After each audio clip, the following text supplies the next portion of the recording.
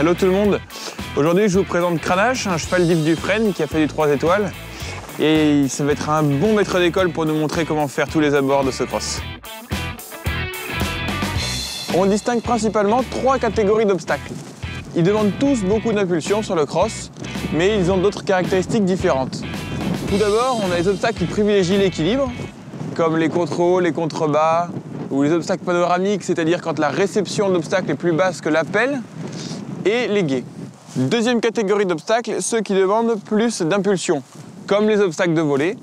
Ce sont les gros obstacles massifs qu'on saute à pleine vitesse et où le cavalier intervient un peu moins. C'est des obstacles qui se sautent plus naturellement. Et dernière catégorie, ce sont les obstacles qui nécessitent de la précision sur la direction. Donc dans cette catégorie, on retrouve les obstacles directionnels, qui sont des obstacles très étroits, et les obstacles en pointe. Quand je me dirige vers un contrebas, je ralentis mon cheval, je le remets en équilibre sur ses hanches, je fais en sorte qu'il regarde bien sa marche, et une fois qu'il a vu et qu'il se dirige dessus, j'avance mes mains et je le laisse descendre, parce qu'il ne faut pas qu'il saute les contrebas, les chevaux, il faut qu'il descende. Donc concrètement, sur le saut lui-même, il faut bien penser à laisser son cheval s'équilibrer grâce à son balancier qui est son encolure. Donc il faut avancer les mains et libérer la bouche du cheval, impérativement. De même que dans votre corps, il faut aussi rester un petit peu en retrait pour pouvoir assumer la réception et ne pas se faire secouer.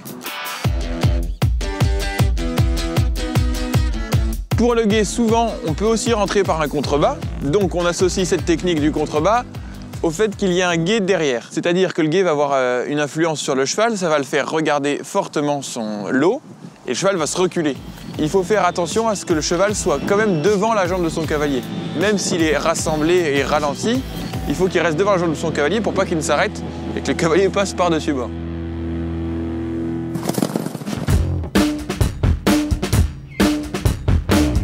Ces obstacles sont des obstacles dits de volée. On utilise une attitude du cheval plus naturelle et une façon de sauter plus naturelle, plus à l'économie, un peu comme les chevaux de course font sur le steeplechase. C'est-à-dire que ce sont des obstacles qui ont un profil un peu plus large, on va faire un saut un peu plus long, on va moins être remis en équilibre sur les hanches. Bien sûr, il faudra toujours être attentif à avoir un équilibre suffisant pour sauter, parce qu'il est toujours dangereux d'aller sauter sans équilibre. L'équilibre est différent, mais il n'est pas inexistant. Là, j'ai mon cheval qui est au grand galop. Je rééquilibre un peu et j'y vais.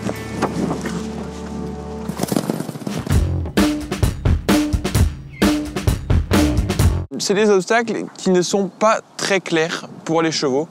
C'est donc au cavalier qui a fait sa reconnaissance de faire le boulot pour son cheval. C'est-à-dire que le cavalier doit faire en sorte que la situation s'éclaircisse pour le cheval. Il faut donc ralentir tout en conservant beaucoup d'impulsion et d'équilibre. On peut donc augmenter la pression dans les mains et dans les jambes pour faire un vrai couloir de renne et être sûr que son cheval soit droit devant soi et non pas flottant.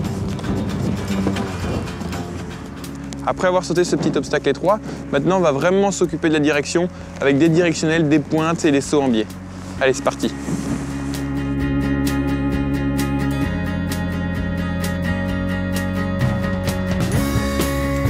Là, vous voyez, c'était quand même pas mal pour travailler la direction, parce que mon cheval était assez perturbé par le tonneau. Il l'a regardé, il a voulu s'écarter vers l'extérieur, là où il y a le biais, là où il y a la tête de la pointe, et ça s'est pas passé très loin d'un dérobé.